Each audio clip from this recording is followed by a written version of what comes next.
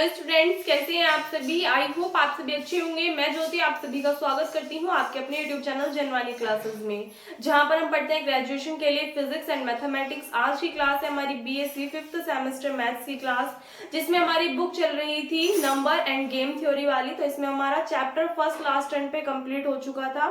I hope आपने सभी homework के क्वेश्चन जो है वो कर लिए होंगे। आज स्टार्ट करेंगे इसमें सेकेंड चैप्टर, जो कि है प्राइम एंड देयर डिस्ट्रीब्यूशंस, और इसमें हम पढ़ेंगे फंडामेंटल थ्योरम ऑफ अर्थमेटिक, जो कि आपने ऑलरेडी पढ़ ली है। बट फिर भी अभी तक आपने जो पढ़ा था छोटी क्लासेस में वो इसका लो लेवल पढ़ा था, अब थोड़ा सा मॉडरेट लेवल पे पढ़ेंगे इसको, ठीक है। जैसे कि हमने फर्स्ट चैप्टर जो था थ्योरी ऑफ नंबर्स, उसमें जीसीडी पढ़ा था, एलसीएम पढ़ा था, उसी तरीके से इसमें हम क्या पढ़ने वाले हैं, प्राइम। तो प्राइम का आपको पता ही है, प्राइम नंबर्स पढ़ेंगे। प्राइम नंबर्स क्या होते हैं, कंपोजिट नंबर्स क्या होते हैं, इसी पे बेस्ड हमारा ये वाला जो सेकंड चैप्टर है ये होगा। तो सबसे पहले अगर जनरल लैंग्वेज में बात करें तो आप सभी को पता है प्राइम और कंपोजिट नंबर क्या होते हैं। हिंदी में अगर बात करें तो आपने पढ़ी होंगी भाज्य और अभाज्य संख्याएं। भाज्य संख्याओं को क्या बोलते हैं, हम कंपोजिट नंबर बोलते हैं, और अभाज्य संख्याओं को हम क्या बोलते हैं, प्राइम नंबर बोलते हैं। बोर्ड पे डेफिनेशंस लिखी हुई है, लेकिन पहले मैं जनरल वे में आपको बता रही हूँ, ताकि आपको अगर ध्यान ना हो तो एक बार रिकॉल हो जाए, और पता है तो फिर बहुत ही अच्छी बात है, रिवीजन हो जाएगा। तो प्राइम नंबर क्या होते हैं आपके, कि प्राइम नंबर हो या कंपोजिट नंबर हो, सीधी सी बात है, ये ऑलवेज क्या होंगे आपके, ग्रेटर देन 1 होंगे, यानी कि 1 से बड़े ही होंगे। अब प्राइम नंबर क्या होते हैं, यानी कि अभाज्य संख्याएं क्या होती है, वे नंबर्स या वे संख्याएं जो या तो सिर्फ अपने आप से डिविजिबल हो या 1 से डिविजिबल हो, यानी कि अपने आप के और 1 के अलावा उनका कोई भी अनदर डिवाइजर ना एग्जिस्ट करे, तो उनको हम क्या बोलते हैं, प्राइम नंबर्स बोलते हैं, अभाज्य संख्याएं बोलते हैं। सिमिलरली इसी तरीके से अगर बात करें कंपोजिट नंबर्स क्या होते हैं, कि वो नंबर्स या वो संख्याएं जो 1 से भी डिविजिबल हो, अपने आप से भी डिविजिबल हो, साथ ही इन दोनों के अलावा किसी अनदर डिजिट से भी डिविजिबल हो, उसको हम क्या बोलते हैं, कंपोजिट नंबर या फिर भाज्य संख्याएं बोलते हैं। अब देखो मैंने कहा ये दोनों क्या होती है, 1 से बड़ी होती है। 1 के बाद में नेक्स्ट डिजिट क्या आती है, 2 आती है। तो एक बात बताइए, 2 जो है वो हमारा किस किस से डिविजिबल है, 1 से और अपने आप से। तो 2 हमारा क्या हो गया, प्राइम नंबर। तो इसलिए अगर मैं कहूं सबसे छोटा जो प्राइम नंबर है वो क्या होगा, 2 होगा। 2 के बाद में फिर क्या होगा, 3 होगा। 3 के बाद में क्या आता है, 4। अब 4 बताइए, 4 किस किस से डिविजिबल है, 1 से डिविजिबल होगा, 4 से डिविजिबल होगा, ऑल्सो ये हमारा 2 से भी डिविजिबल होगा। इसका मतलब 4 के 2 फैक्टर से ज्यादा फैक्टर्स आ रहे हैं, यानी कि ये अपने आप से और 1 के अलावा भी किसी अनदर डिजिट से डिविजिबल है। तो इसलिए 4 हमारा क्या होगा, कंपोजिट नंबर। और इससे पहले के जो नंबर्स है वो कैसे है, प्राइम नंबर। तो इसलिए अगर आपके क्वेश्चन ही आए, ऑब्जेक्टिव वालों के लिए बता रही हूँ कि जो सबसे छोटा प्राइम नंबर है वो कौन सा है, तो आप बोलोगे 2, और सबसे छोटा जो कंपोजिट नंबर है वो कौन सा है, 4 है। अच्छा, कंपोजिट, प्राइम, इवन और ओड में कंफ्यूज मत हो जाना। अगर हम बात करें 2 की, तो 2 इकलौता ऐसा नंबर है जो कि हमारा कैसा है, इवन है, लेकिन उसके बावजूद भी ये हमारा कैसा है, प्राइम है। इसके अलावा जितने भी नंबर्स हैं, जितनी भी डिजिट्स हैं, वो सभी प्राइम कब होंगी, यदि वो ओड नंबर होंगी। आप कुछ भी लेकर के चलिए, सपोज दैट मैं आपको 10 तक ही बता रही हूँ, 1 को छोड़ दो, 2 3 4 5 6 7 8 9 और 10। अब मैं आपसे कहूं कि पहले तो इसमें मुझे बताइए इवन और ओड कौन कौन से हैं, तो आप कहोगे 2 कैसा है, इवन नंबर। इवन यानी कि सम संख्याएं, ओड यानी कि विषम संख्याएं। तो सम संख्याएं कौन सी होती है, जो 2 से डिविजिबल होती हैं। तो 2 हमारा इवन नंबर है, फिर 4 हमारा इवन है, 6 इवन है, 8 इवन है और 10 इवन है, ठीक है। यहीं पे अगर हम बात करें ओड की, तो जितने भी बचे यानी कि 3 5 7 9 ये सभी कहते हैं हमारे पास में ओड नंबर्स है। बात करते हैं प्राइम नंबर की, तो 2 इकलौता ऐसा नंबर है जो कि इवन के साथ साथ कैसा है, प्राइम नंबर भी है, इवन के साथ साथ प्राइम है। बाकी अगर आप देखोगे यहाँ पे 3 हमारा प्राइम है, 5 हमारा प्राइम होगा, 7 हमारा प्राइम होगा, लेकिन 9 क्या प्राइम नंबर है, नहीं है। क्यों नहीं है, क्योंकि 9 हमारा 1 से भी डिविजिबल है, 9 से भी डिविजिबल है, ऑल्सो ये हमारा 3 से भी डिविजिबल है। तो इसलिए अपने आप को और 1 के अलावा भी इसके जो डिवाइजर्स है वो एग्जिस्ट कर रहे हैं, तो इसलिए 9 हमारा कैसा होगा, कंपोजिट नंबर होगा। लेकिन आप देखोगे इससे आगे भी जब आप चलोगे, जितने भी प्राइम नंबर्स होंगे सभी कैसे आएंगे, ओड नंबर्स होंगे। तो केवल 2 इकलौता ऐसा नंबर है जो कि आपका इवन नंबर है, लेकिन कैसा है, ये प्राइम नंबर है, ठीक है। ये डेफिनेशंस है प्राइम और इवन की, ओड की या फिर कंपोजिट नंबर्स की। आई होप क्लियर हो गई होंगी। सेम यही बातें बोर्ड पे लिखी हुई है, एक बार समझ लीजिए। प्राइम नंबर क्या होंगे? N integer p is greater than 1, एक ऐसा इंटीजर हमने मान लिया p जो कि 1 से कैसा हो, बड़ा हो। Which has no divisors except 1 and the number itself is called a prime number, यानी कि एक इंटीजर p हमने मान लिया जो कि 1 से कैसा है, बड़ा है। विच हैज नो डिवाइजर्स, जिसके डिवाइजर्स ना हो, किसके अलावा, 1 एंड द इटसेल्फ, अपने आप के और 1 के अलावा कोई भी डिवाइजर एग्जिस्ट ना करे, तो उसको हम क्या बोलेंगे, प्राइम नंबर बोलेंगे। फॉर एग्जाम्पल से 2, 3, 5, 7, 11, 13, 9 पता चल गया क्यों नहीं है, 9 के बाद में 15 भी नहीं होगा, क्योंकि 15 के भी ये हमारा 3 से भी डिविजिबल है, 5 से भी, 15 से भी और किससे, 1 से भी। तो इसलिए 2 से ज्यादा आ रहे हैं, इनकी 1 से और खुद के अलावा भी इसके डिवाइजर्स एग्जिस्ट कर रहे हैं, तो वो हमारा प्राइम नंबर नहीं होगा। क्लियर है?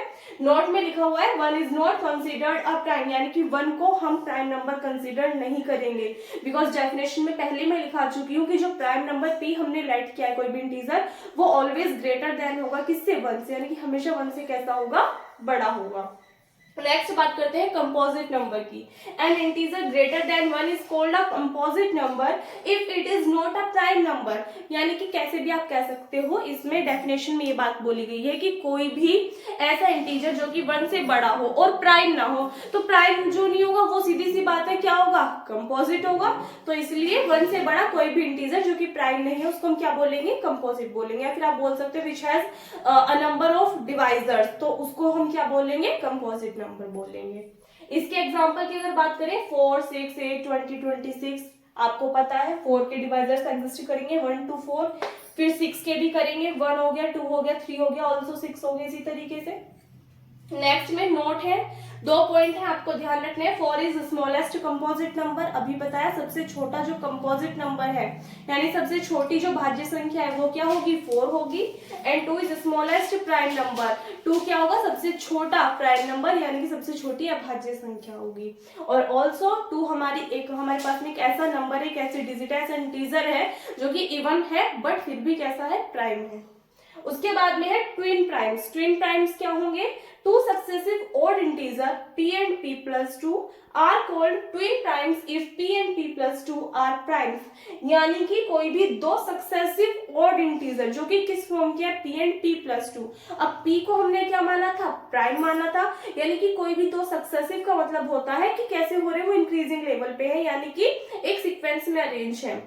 तो एक p और उससे नेक्स्ट क्या होगा, p plus 2, तो कोई भी 2 सक्सेसिव ओड इंटीजर, ओड कहे हैं यानी कि आपको पता ही है, तो उस कंडीशन में उनको हम ट्विन प्राइम्स कहेंगे। कब, यदि p और p plus 2 ये दोनों कैसे हो, खुद भी प्राइम नंबर्स हों। फॉर एग्जाम्पल अगर मैं बात करती हूँ, एग्जाम्पल ये हुए 5 and 7, 5 हमारा कैसा है, प्राइम नंबर है, 7 हमारे पास में क्या है, प्राइम नंबर है।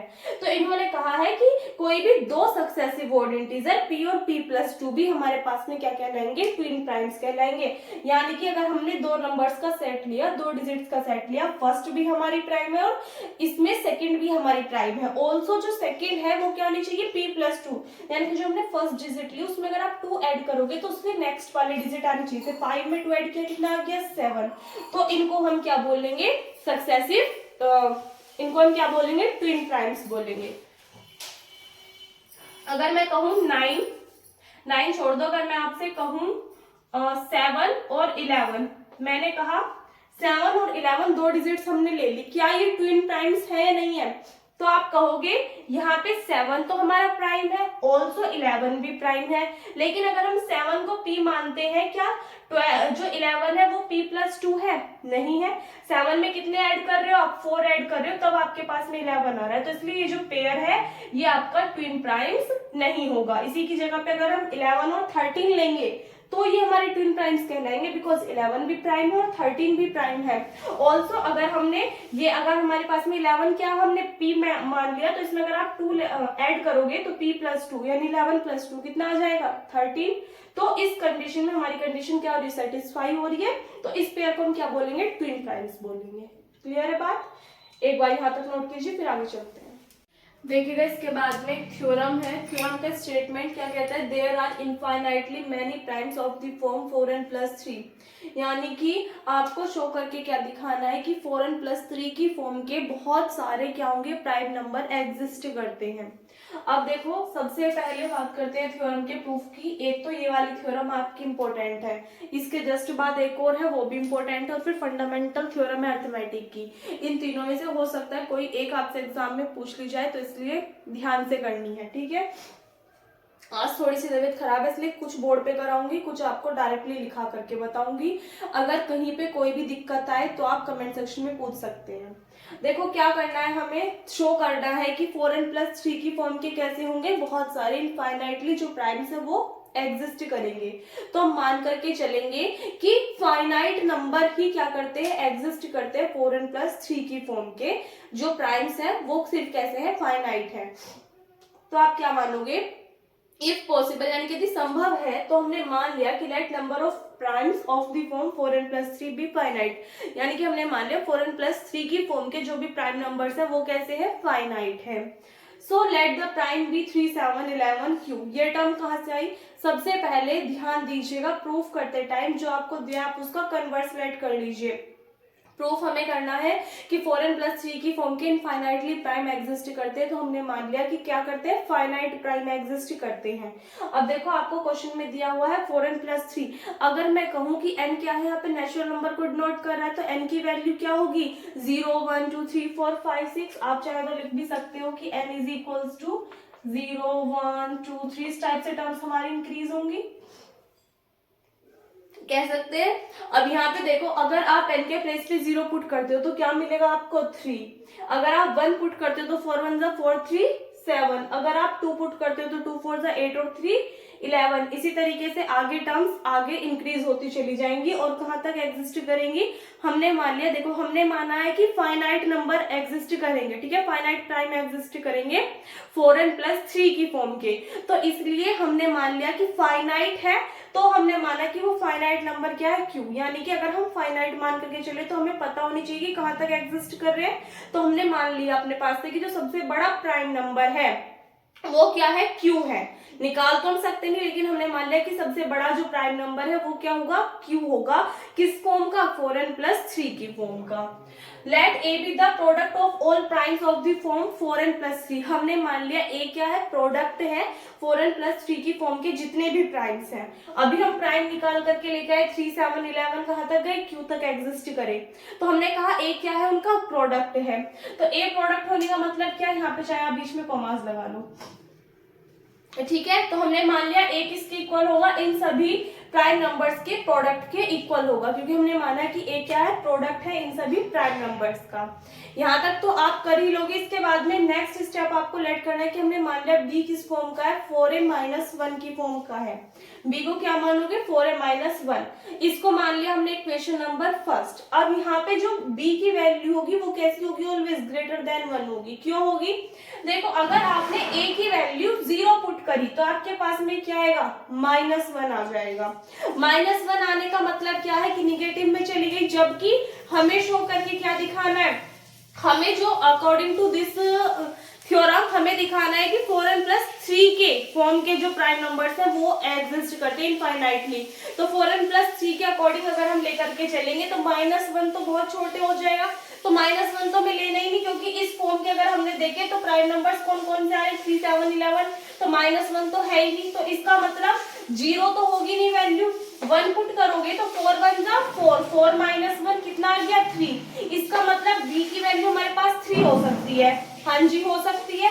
अब एक बात बताओ मुझे, अगर बी की वैल्यू यहाँ पे 3 हो जाएगी, ठीक है, तो भी हमारे पास में बी कैसा होगा, 1 से बड़ा होगा। 2 रखोगे 4 2 8 -1 कितना आएगा, 7। इसका मतलब बी हमारा 7 से भी 1 से क्या हो रहा है, हर कंडीशन में बड़ा ही आएगा। अगर आप ए के प्लेस पे 1 2 3 4 कुछ भी पुट करते हो तो बी हमारा ऑलवेज ग्रेटर देन होगा 1 से। हम केस लेकर के चले कि ए जो है वो प्रोडक्ट है सभी प्राइम नंबर्स का, तो अकॉर्डिंग टू दिस सबसे छोटा प्राइम नंबर हमारे पास में क्या है, 3 है। यानी कि अगर हम यहाँ पे ए की वैल्यू 3 पुट करते हैं तो देख रहे 3 4 12, 12 -1 कितना है, 11। तो हमने ये बात लिखी कि अगर ए की वैल्यू बड़ी हुई या बराबर हुई किसके, 3 के, अगर a की वैल्यू बराबर है या बड़ी है 3 से, तो उस कंडीशन में जो b की ये वाली वैल्यू है इंप्लाइज दैट b हमारा क्या होगा, या तो बड़ा होगा या इक्वल होगा किससे, 11 से। तो कुछ भी कंडीशन लेकर के चलेंगे, एक कंक्लूजन निकलेगा कि ऑलवेज b की वैल्यू ग्रेटर देन होगी किससे, 1 से। ये बात क्लियर हुई आपको। हमने क्या माना, हमने माना b किसके इक्वल है, 4a-1 के इक्वल है, ये मान ली हमने इक्वेशन फर्स्ट। हमारे अकॉर्डिंग a की वैल्यू हमने सबसे छोटा जो प्राइम नंबर है वो 3 लिया।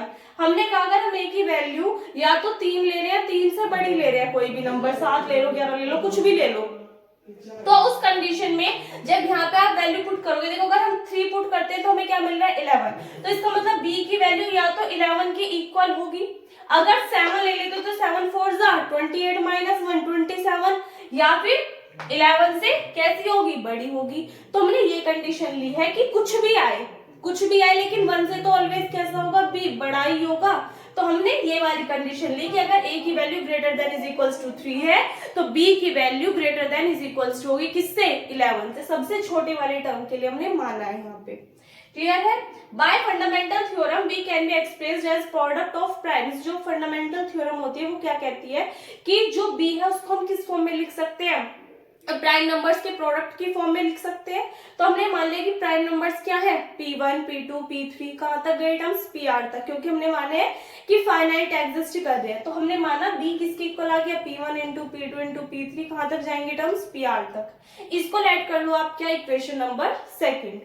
नाउ b किसके इक्वल आया था, 4a-1 के। ये कैसा है, एक ओड नंबर है, and hence 2 can't be factor of b। और जो 2 है वो b का फैक्टर नहीं है। अब हमें कैसे पता चला 4a-1 ओड है या इवन है, कैसे पता चला, ये बात समझिएगा।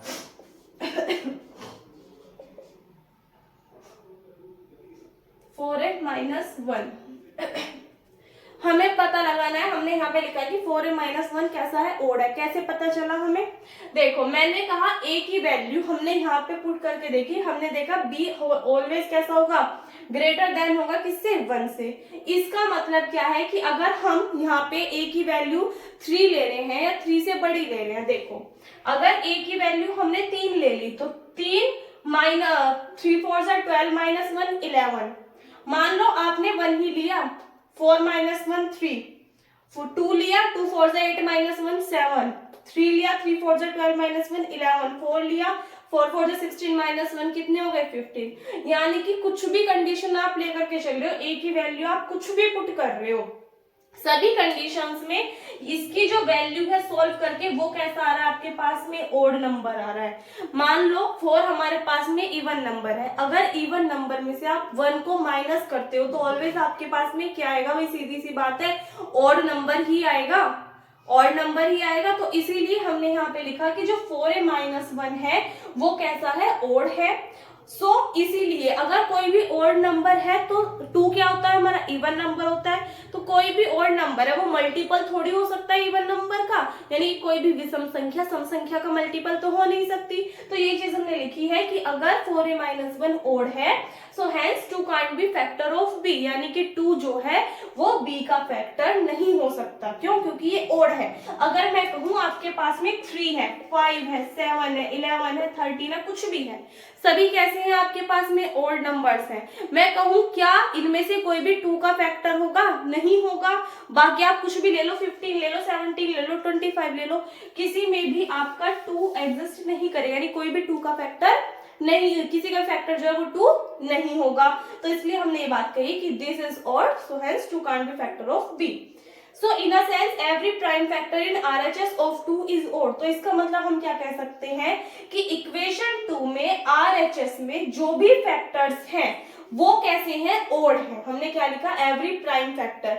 ये हमने प्राइम नंबर्स ही तो माने हैं, इनका प्रोडक्ट ही तो लिया है हमने b को। तो हमने कहा इक्वेशन सेकंड में जो भी हमारे पास में प्राइम फैक्टर्स हैं वो कैसे हैं, सभी ओड हैं। क्यों है ओड, क्योंकि b हमारे पास में ऑड नंबर है और b ओड है, तो यानी कि कोई भी एलिमेंट उसमें 2 का फैक्टर नहीं होगा, 2 का फैक्टर नहीं होगा तो वो एग्जिस्ट नहीं करेगा।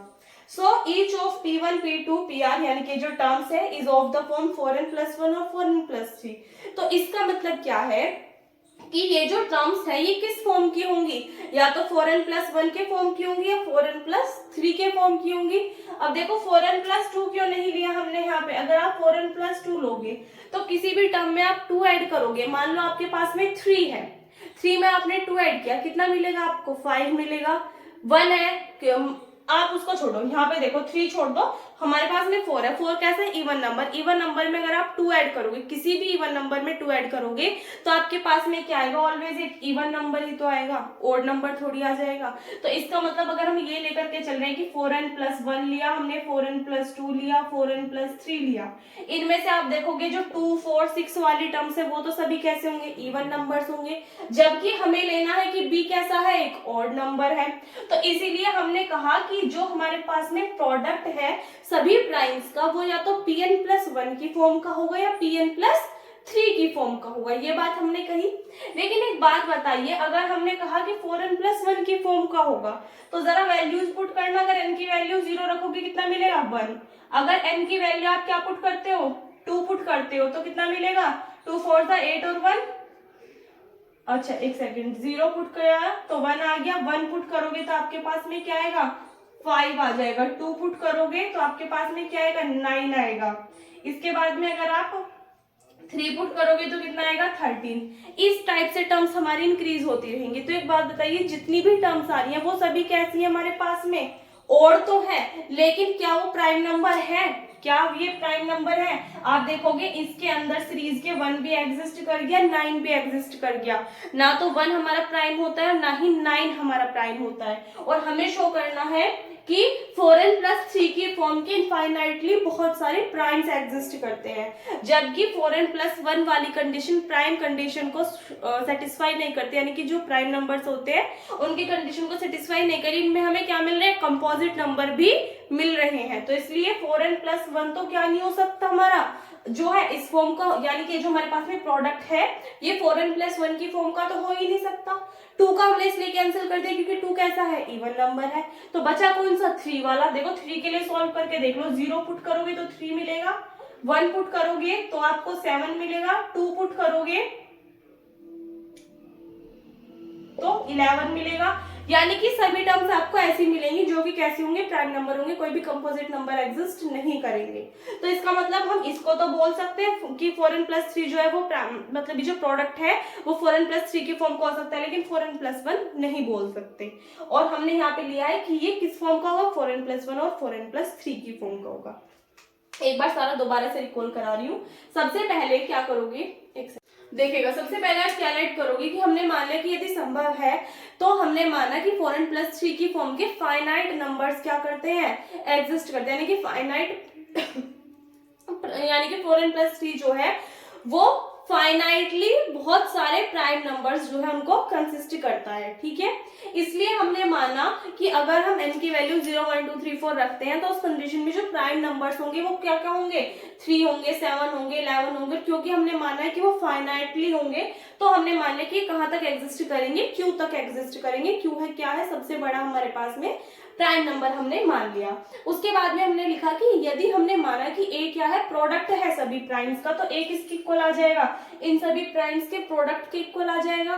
फिर हमने मान लिया बी किस फॉर्म का है, 4a-1 की फॉर्म का है, तो जो बी की वैल्यू होगी वो ऑलवेज ग्रेटर देन होगी किससे, 1 से। क्यों होगी, क्योंकि अगर हम इसके अकॉर्डिंग चलते हैं सबसे छोटा प्राइम ए है, तो अगर हम ए की वैल्यू है तो बड़ी लेते हैं, इक्वल लेते हैं 3 से, तो उस कंडीशन में यहाँ वैल्यू पुट करके हमें क्या मिल रहा है, 11, यानी कि बी की वैल्यू या तो 11 होगी, या फिर अगर आप 3 से बड़ा प्राइम नंबर पुट करोगे तो 11 से बड़ा होगा बी की वैल्यू।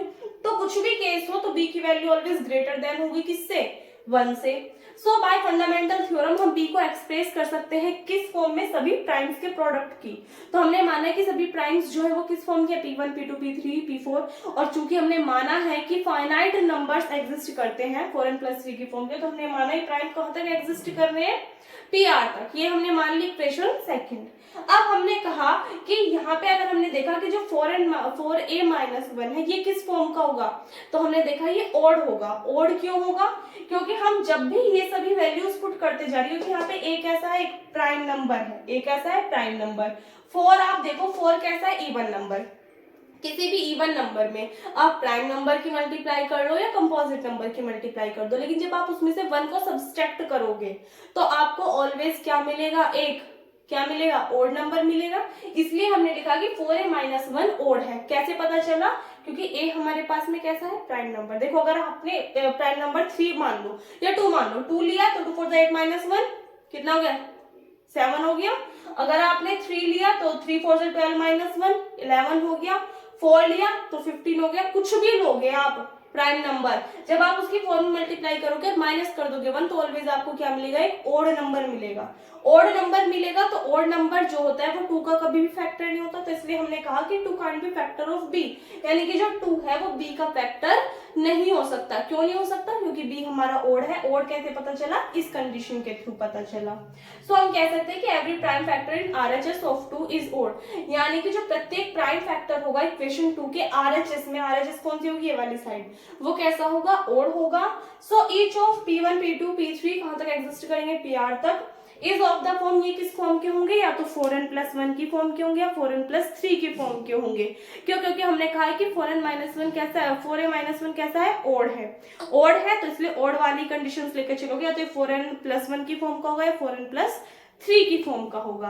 लेकिन अभी हमने सॉल्व करके देखा कि 4n+1 में हमारे पास कंपोजिट नंबर एग्जिस्ट कर रहे हैं, हमें शो करना है प्राइम नंबर्स के लिए, तो इसलिए हम क्या कहेंगे कि जो 4n+ जो हमारे पास में प्रोडक्ट है सभी प्राइम्स का, वो 4n+1 की फॉर्म का नहीं हो सकता। पता चल गया क्यों नहीं हो सकता, क्योंकि कंपोजिट नंबर दे रहा है। आई होप आपने इसका स्क्रीनशॉट ले लिया हो। मैं अपनी साइड से पूरी कोशिश कर रही हूँ कि आपको हर एक चीज क्लियर हो जाए। फिर भी अगर आपको कोई भी बात समझ में नहीं आती है तो आप कमेंट सेक्शन में पूछ सकते हैं। देखिएगा यहां से आगे क्या लिखोगे आप, सो 4n+1, 4n+1 मत लिखना, ये लिखना कि P1 P2 P3 PR can't be of the form, ये किस फॉर्म का नहीं हो सकते, can't be of the form 4n+1, यानी कि 4n+1 की फॉर्म के नहीं हो सकते। So there exists at least one of P1 P2 P3 PR of the form, यानी कि यहाँ पे एक ऐसी टर्म एग्जिस्ट करेगी जो कि किस फॉर्म की होगी, 4n+3 की फॉर्म की होंगी। ये सभी प्राइम्स का प्रोडक्ट, सॉरी प्रोडक्ट की फॉर्म में लिखना है, यहाँ पे लिखो क्योंकि हम प्रोडक्ट ही मान करके चले गए, ठीक है। ये हमने कंडीशन मान ली कि क्या होगा, एटलीस्ट 4n+3 की फॉर्म का होगा ही होगा। तो अब इस सिचुएशन में हम क्या मान सकते हैं, देखो 4n+3 हमें मिल गया, इसका सीधा सा मतलब क्या है कि जो हमारे पास में टर्म आएगी वो हमारी क्या होगी, p से डिविजिबल होगी। p क्या है, कोई भी एक प्राइम नंबर होगा। तो यहाँ पे आप क्या लिखोगे, इन अ सेंस, मान लिया ये सब हमारा किसके इक्वल था, ये P1 था। यहाँ पे ये जो प्रोडक्ट थी इक्वेशन सेकंड से हमने देखा था, इक्वेशन सेकंड से ये हमारा किसके इक्वल था, B के इक्वल था। अगर ये किस फॉर्म का है, 4n+3 की फॉर्म का है, ये सभी हमारे पास में क्या है, प्राइम नंबर्स है। तो एक बात बताओ, कोई भी प्राइम नंबर है, ठीक है, हमने मान लिया सपोज दैट कोई भी नंबर मान लो, जैसे हमने b लिया था, b हमने माना था इन सभी के प्रोडक्ट की फॉर्म का है, तो b जो होगा वो डिविजिबल होगा किसी भी एक प्राइम नंबर p से। ये बात कैसे लिखी, देखो मैंने कहा हमने सभी प्राइम नंबर्स ले लिए, 3 5 7 2 भी मान लो चलो, पर लेकिन a की वैल्यू हमारे पास 3 से स्टार्ट, तो 3 से ही लेना, 3 5 7 11 इस टाइप से टर्म्स थी। हमने कहा कि अगर हमने इन सभी का प्रोडक्ट लिया, तो इन सभी का प्रोडक्ट हमने किसके इक्वल माना था, b के इक्वल माना था।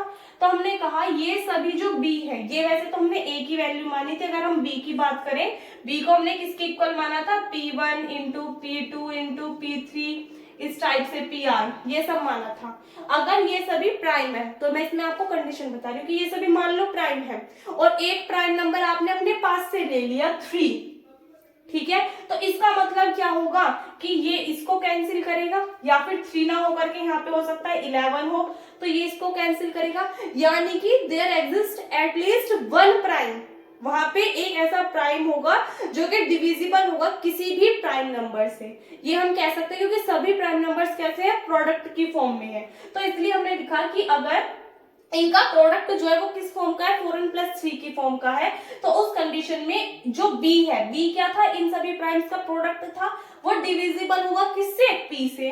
ऑल्सो a हमारा इस फॉर्म का था, इसमें भी ये सभी क्या है हमारे पास 3, 5, 7, 11 प्राइम नंबर्स ही है। इसका मतलब a भी हमारा डिविजिबल होगा किसी प्राइम p से। p क्या मान रखा हमने, प्राइम नंबर। ये बात क्लियर हो गई है आपको कि b भी डिविजिबल होगा p से और a भी डिविजिबल होगा किससे, p से। यहाँ पे अगर मैं कहूँ a क्या है, प्रोडक्ट है सभी प्राइम्स का, और p क्या है, कोई भी प्राइम नंबर। चाहे तो आप साइड में लिख सकते हो, where is the product of primes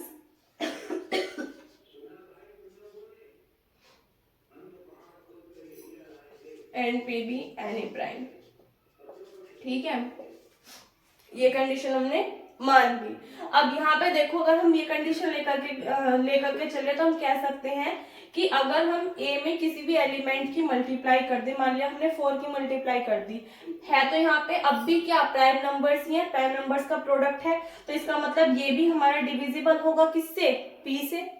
भाई a हमारे पास में प्राइम नंबर्स के प्रोडक्ट का सेट है, तो अगर हम इसमें 4 से मल्टीप्लाई कर दे कोई इफेक्ट पड़ेगा, बाकी सभी टर्म्स तो एज इट इज रहेंगी, तब भी ये हमारा p से डिविजिबल होगा। ऑल्सो अगर मैं कहूँ 4a - b, ये भी हमारा क्या होगा, p से डिविजिबल होगा। अगर मैं कहूँ इक्वेशन फर्स्ट क्या थी, तो क्या कहोगे आप,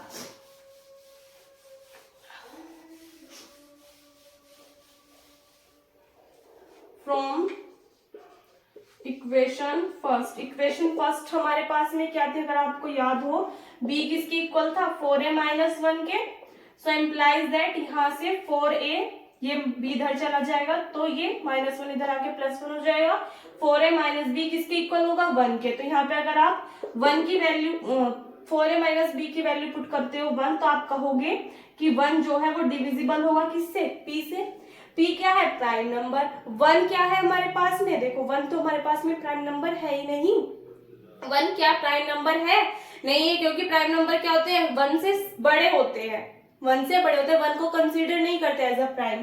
तो इसका मतलब हमारी अजम्पशन क्या हो गई, यहाँ पे रॉन्ग हो गई। ये कंडीशन क्या करेगी, सेटिस्फाई नहीं हो सकती। तो आप क्या लिख सकते हो, विच इज नॉट ट्रू, यानी कि यहाँ पे इस तरीके से साइन लगा देना कि 1 जो है वो डिविजिबल नहीं होगा किससे, p से, विच इज नॉट ट्रू। या फिर जब हमने नॉट ट्रू लिख दिया तो इसको एज इट इज रहने देना कि ये बात सच नहीं है। सो अवर अजम्पशन इज रॉन्ग, यानी कि हमारा जो अजम्पशन था, जो हमने मान करके चले थे, वो क्या था, गलत था। गलत क्यों था, क्योंकि हम मान करके चले थे कि फाइनाइट जो प्राइम नंबर्स है वो एग्जिस्ट करेंगे 4n+3 की फॉर्म के, लेकिन ये चीज क्या हो गई, गलत हो गई। तो क्या करेंगे, इनफाइनाइट एग्जिस्ट करेंगे। तो आप क्या लिखोगे कि hence infinitely many primes hence there exist infinitely many primes of the form 4n+3, यानी कि 4n+3 की फॉर्म के इनफाइनाइटली बहुत सारे प्राइम्स जो है वो एग्जिस्ट करेंगे। ठीक है, नोट कीजिए इसको। नेक्स्ट थ्योरम देखेगा, ये भी काफी इंपॉर्टेंट है आपकी, कि every odd prime greater than 3 can be put in the form 6n+1 और 6n+5, यानी कि कोई भी ओड प्राइम जो कि 3 से कैसा है, बड़ा है, वो किस फॉर्म में, मतलब किस फॉर्म में हम उसको पुट कर सकते हैं, लिख सकते हैं 6n+1 और 6n+5 की फॉर्म में। थ्योरम है तो सीधी सी बात है 100% करेक्ट होगी, लेकिन हमें क्या करना है, प्रूफ करना है। अब आप में से बहुत सारे स्टूडेंट्स इस चीज का ध्यान नहीं देते, यहाँ पे सिर्फ आपसे प्राइम नहीं कहा है, आपसे क्या कह दिया, ओड प्राइम। ओड प्राइम का मतलब समझ रहे हो, इसके अंदर आपका 2 नहीं आएगा।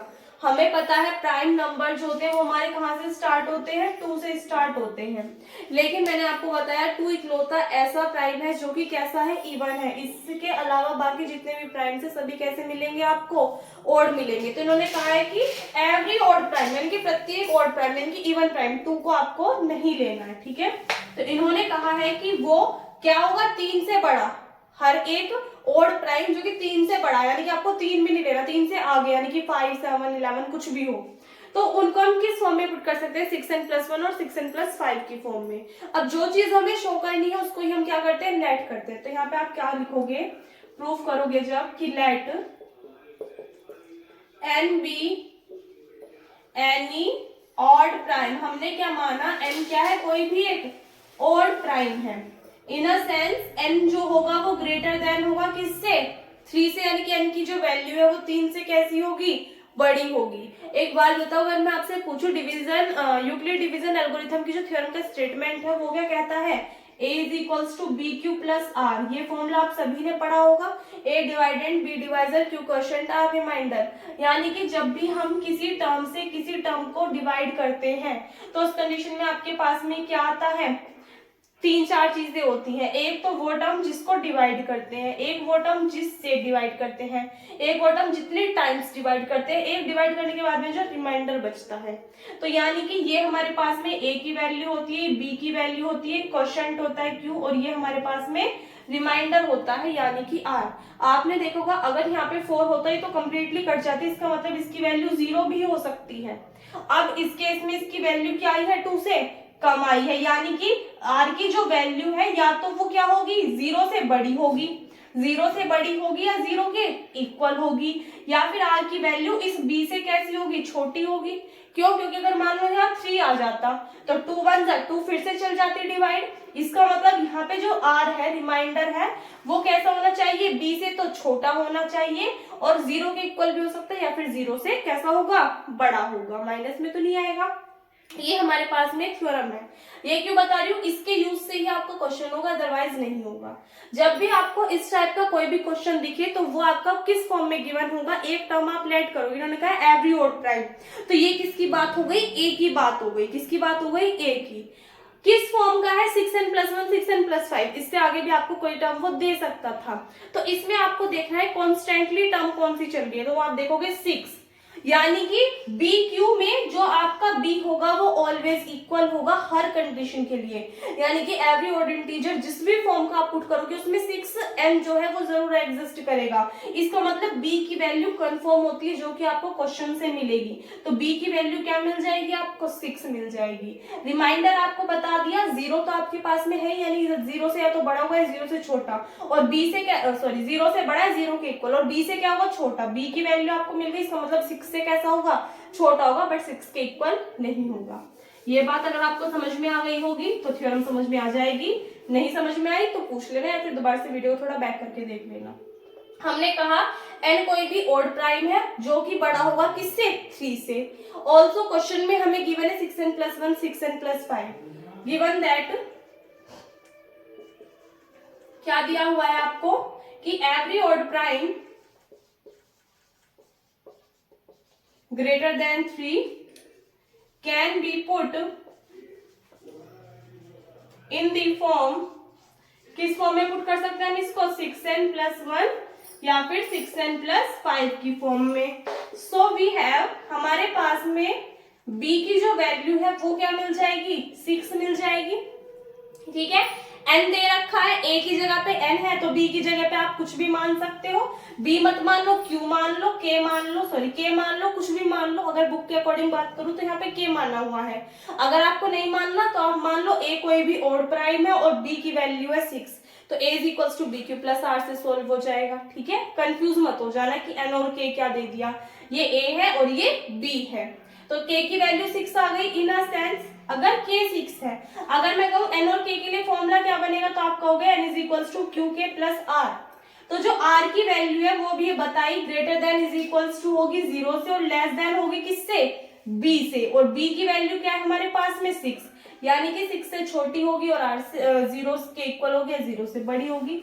इसका मतलब क्या है, so r is equals to, r की जो वैल्यू होगी वो क्या हो सकती है, देखो अगर 0 के इक्वल होगी तो 0 होगी, अगर r से बड़ी होगी तो 1 2 3 4 5, लेकिन 6 नहीं हो सकती क्योंकि 6 से कैसी है, छोटी। तो इसका मतलब r किसके इक्वल होगा, 0 1 2 3 4 5 के इक्वल होगा, ठीक है। So here n greater than है किससे, 3 से।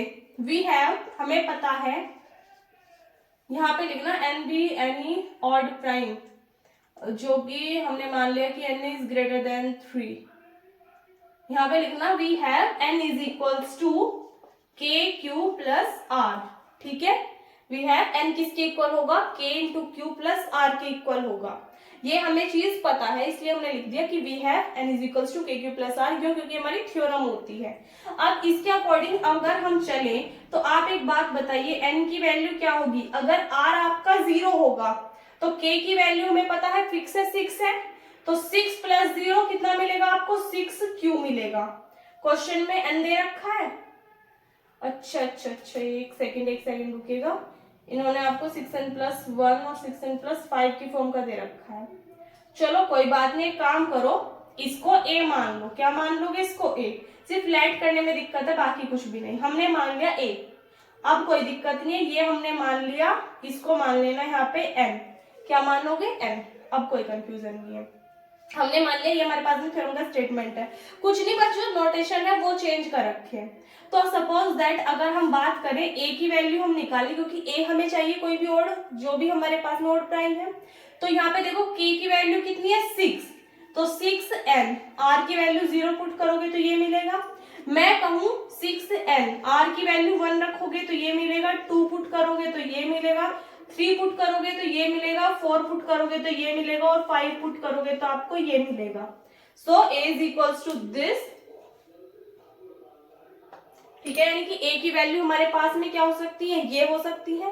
तो आप यहां से देखोगे 6n को हम क्या लिख सकते हैं, अगर आप देखो 2 इंटू 3n लिख सकते हैं।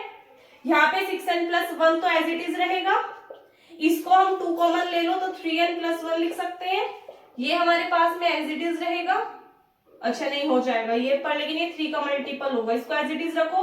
यहाँ से 2 ले सकते हैं तो 3n प्लस 2, और यहाँ से हमारे पास में ये टर्म रहेगी। तो आपने देखा इनमें जो 6n है, जो 6n प्लस 2 है, और जो 6n प्लस 4 है, ये सभी क्या है, 2 के फैक्टर्स की फॉर्म में एग्जिस्ट कर रहे हैं। तो इसलिए आप क्या कहोगे कि ये सभी कैसे हैं आपके पास में, इवन होंगे, और थोड़ी होंगे। अगर कोई भी नंबर आपका किस फॉर्म में है, 2 के फैक्टर की फॉर्म में है, तो वो कैसा होता है, हमारा इवन नंबर होता है, क्योंकि वो 2 से कैंसिल आउट हो जाता है।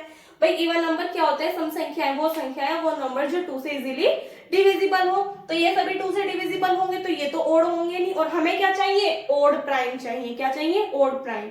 तो इसलिए आप क्या लिखोगे, since 6n plus 2, 6n plus 4 be the factor, ना ऐसे लिखना, be the product of, ये क्या है, प्रोडक्ट है 2 के फैक्टर की, be the product of 2 factor, so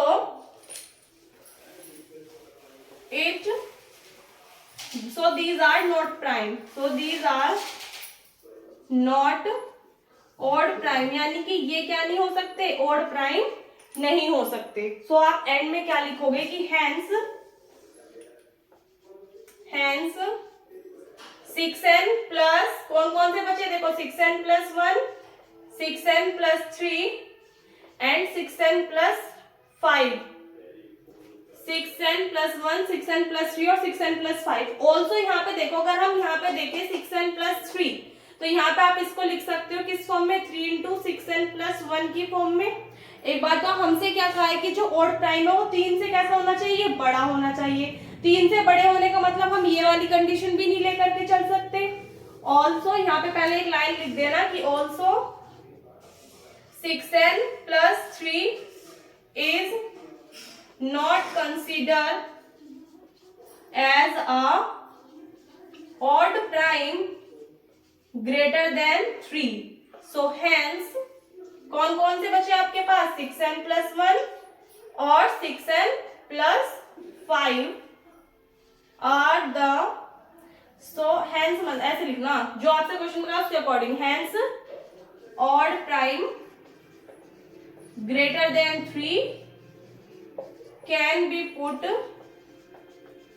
in the form, किस फॉर्म में पुट कर सकते हैं हम, 6n प्लस 1 और 6n प्लस 5 की फॉर्म में पुट कर सकते हैं, क्योंकि हमारे पास में 6n+1 और 6n+5 ही बचा ओनली लास्ट में जाकर के। ठीक है, तो ये इसका प्रूफ था। आई होप आपको समझ में आ गया होगा। वैसे आपने ये 10th में किए होंगे इस टाइप के क्वेश्चंस, उसी तरीके से सोल्व हुआ है। पहले हमने मान लिया ए कोई भी एक ओड प्राइम है, फिर हमने कहा कि ओड प्राइम जिसको हम 3 से कोई भी ऐसा ओड प्राइम जो कि 3 से बड़ा है उसको हम किस फॉर्म में लिख सकते हैं, 6n+1 और 6n+5। ये हमें क्वेश्चन में गिवन है, तो क्वेश्चन के अकॉर्डिंग के की वैल्यू हमारे पास में क्या आ गई, 6। हमें पता है आर जो होता है वो greater than is equal to होता है 0 से और लेस देन होता है 6 से। इसका मतलब आर की जो वैल्यूज है वो क्या आ गई आपके पास, 0 1 2 3 4 5। So we have a is equals to kn plus r। ये हमारे पास में थ्योरम का स्टेटमेंट होता है। a क्या है, dividend, k divisor, n quotient, r remainder. तो यहाँ पे k की वैल्यू फिक्स है, r की वैल्यू 0 1 2 3 4 5 लिख करके आपने a की सभी वैल्यूज निकाल ली। यहाँ पे हमने देखा कौन कौन से जो टर्म्स है वो हमारे पास में 2 के फैक्टर की फॉर्म में है, तो सीधी सी बात है वो ओड नहीं होंगे। ऑल्सो जो 6n+3 है ये भी हमारे पास में कैसा होगा, ओड प्राइम नहीं होगा, जो कि 3 से बड़ा, क्योंकि हमें कैसे चाहिए ओड प्राइम, 3 से बड़े चाहिए। ये आपका 3 के इक्वल आ जाएगा, तो हम इसको भी कंसिडर नहीं करेंगे। तो बचा कौन कौन सा, 6n+1 और 6n+5। तो हम कह सकते हैं कि जो प्रत्येक ऑड प्राइम है जो कि 3 से बड़ा है उसको हम किस फॉर्म में पुट कर सकते हैं, 6n+1 और 6n+5 की फॉर्म में। क्लियर है, तो ये आज आपका एंड हो गया। और आज तबीयत थोड़ी सी सही नहीं है, और अगर थोड़ा लो लेवल में पढ़ा है तो आपको पढ़ने में इंटरेस्ट नहीं आएगा, तो इतनी ज़्यादा एनर्जी ना है, फिर भी आपकी क्लास की है आज, ताकि आपकी क्लास बीच में कंटिन्यू रहे, क्योंकि वैसे ही बहुत ज़्यादा छुट्टी लग चुकी है और आपके एग्जाम्स भी हैं। तो जितने भी स्टूडेंट्स ऐसे जिनके एग्जाम्स हैं नवंबर में, एक बार मैंने आपसे बोला था कि मुझे ये बता दीजिए कि आपके कौन कौन से चैप्टर्स ऐसे हैं जो कि आपके इंटरनल में आएंगे, फिर मैं पहले आपको उन चैप्टर्स को कवर करा दूंगी, बाकी के चैप्टर्स हम बाद में कवर कर लेंगे एक्सटर्नल के अकॉर्डिंग। ठीक है, तो एक बार बता देना अगर आपको चाहिए क्लासेस तो। बाकी ये सेकंड वाला चैप्टर था, इसमें ज्यादा कुछ खास नहीं है, आपको आज करा दिया। कुछ और इसके इंपॉर्टेंट थ्योरम्स वगैरह हैं, एग्जांपल्स, वो हम कल कवर कर लेंगे, और तबीयत सही रही तो कल आपका ये वाला जो चैप्टर है वो मैं कंप्लीट करा दूंगी। ठीक है, तो इस वीडियो में बस इतना ही। वीडियो अच्छी लगी तो वीडियो को लाइक कर देना, अपने फ्रेंड्स के साथ में शेयर कर देना। अगर आप चैनल पर नहीं हो या फिर अब तक आपने चैनल को सब्सक्राइब नहीं किया तो प्लीज चैनल को सब्सक्राइब करके साथ में नोटिफिकेशन बेल को भी ऑन कर लीजिएगा, ताकि आने वाली वीडियोस के नोटिफिकेशंस आपको टाइम पर मिलते रहें। मिलते हैं नेक्स्ट वीडियो में। Thanks for watching.